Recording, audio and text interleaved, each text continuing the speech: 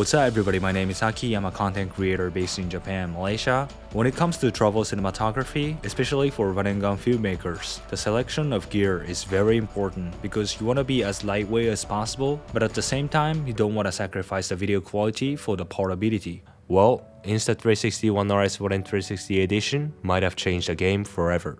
My travel gear setup used to be very heavy because I wanted to include all kinds of shots in my travel video, like close-up, wide angle, hyperlapse and so on. It was almost an impossible amount of gears for a solo traveler to carry. And that was where Insta360 RS 360 Edition came in really handy. Thanks to the dual warning sensors and AI image stabilization, RS 360 produces battery smooth high quality videos without even using a gimbal. The selfie stick works as a tripod as well, so no longer have to carry a heavy tripod to shoot time lapses. That being said, I would still rely on a mirrorless camera for capturing close-up shots, while RS 360 is more suitable for wide-angle shots. So this is gonna be my suggestion for the best travel cinematography setup. This way you'll be much more lightweight and you can better immerse yourself in the travel experience. Some people might argue that mirrorless and action cameras are not compatible in terms of image quality.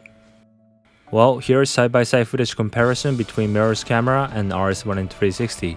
Can you tell which one is which? If you try to nitpick on the large screen, you might see some differences. But remember, most people watch videos on the phone or laptop, so I would say no one will notice the difference. And when it comes to hyperlapse, RS 360 has a much better stabilization than a mirrorless camera on a gimbal. In fact, RS 360 is the best hyperlapse camera I've ever used. So in conclusion, mirrorless camera and 360 have different strengths and weaknesses, and they complement each other well.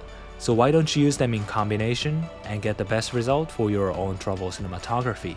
Alright, thank you so much for watching this video, and I'll see you guys very soon in the next one.